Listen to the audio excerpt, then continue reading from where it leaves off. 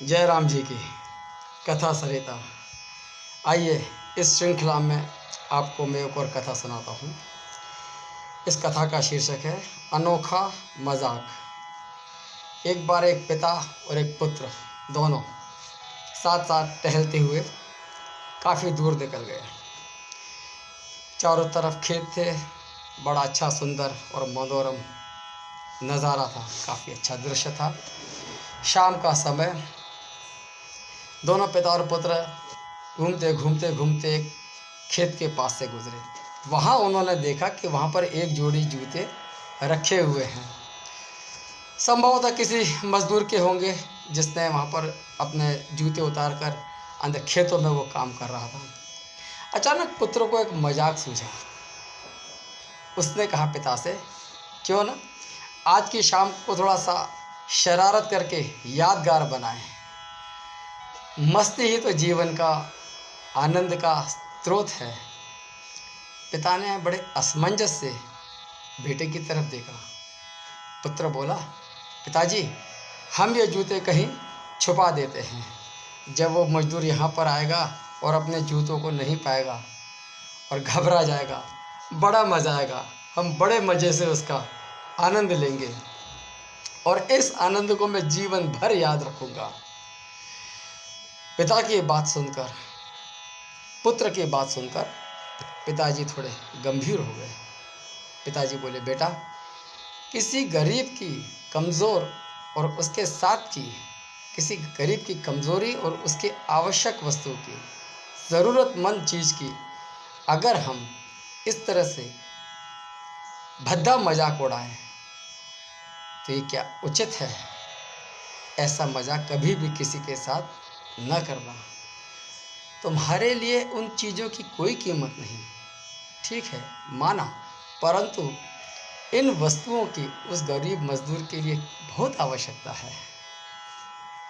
अगर तुमको ये शाम यादगार ही बनानी है ना, चलिए, आओ आओ चलो,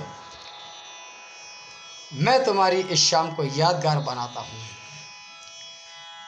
पिता ने अपनी जेब से कुछ सिक्के निकाले और उसके जूतों में डाल दिए। कुछ और सिक्के निकाले, दूसरे जूते में डाल दिए और पीछे जाके झाड़ी के पीछे दोनों पिता और पुत्र छुप कर बैठ गए और उसका नज़ारा देखने लगे कि देखिए क्या होता है। मज़दूर जल्दी ही अपना काम निपटा के वापस आ गया। वापस आकर उसने जैसे ही अपने पाँव में जूते पहनने के लिए जूते में पाँव डाला, उसका पाँव किसी कठोर वस्तु से टकराया। उसको आभास हुआ कि इसके अंदर कोई कठोर वस्तु होगी। उसने जल्दी से वो वस्तु निकालने के लिए उसमें हाथ डाला, देखा उसके अंदर कुछ सिक्के पड़े हुए हैं। उसे बड़ा आश्चर्य हुआ और वो सिक्के लेकर बड़े गौर से उन्हें देखने लगा। इधर उधर देखा, उसका मददगार शख्स कौन है, लेकिन दूर दूर तक उसे कोई नज़र नहीं आया। उसने जेब में अपने सिक्के डाल लिए, दूसरे पाँव को उठाया, उसमें भी उसे कुछ कठोर वस्तु नजर आई। हाथ डालकर देखा तो उसमें भी सिक्के। मजदूर भाव विभोर हो गया। वो घुटने के बल बैठ गया, आसमान की तरफ देखने लगा और फूट फूट कर रोने लगा। हाथ जोड़कर बोला, हे भगवान, आज आप ही किसी रूप में यहाँ पर आए थे। समय पर प्राप्त इस सहायता के लिए आपका और आपके माध्यम से जिसने भी मेरी ये मदद की, उसका लाख लाख धन्यवाद।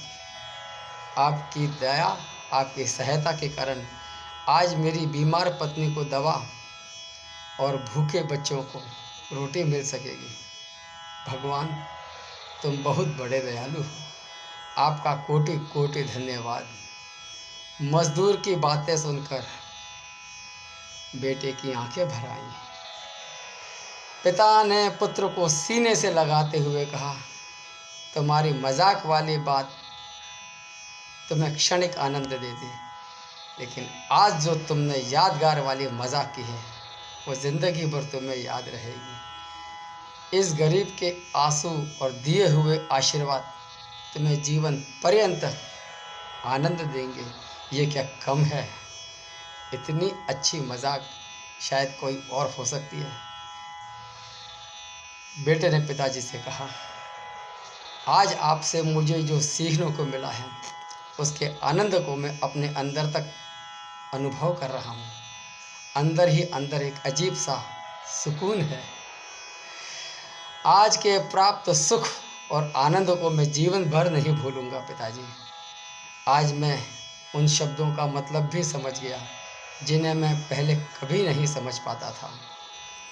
आज तक मैं मज़ा और मस्ती, मजाक को ही अपना वास्तविक आनंद समझता था, परंतु आज मैं समझ गया हूँ, लेने में नहीं अपितु देने में कहीं ज़्यादा आनंद है।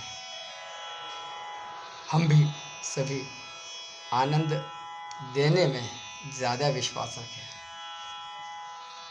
जय राम जी की।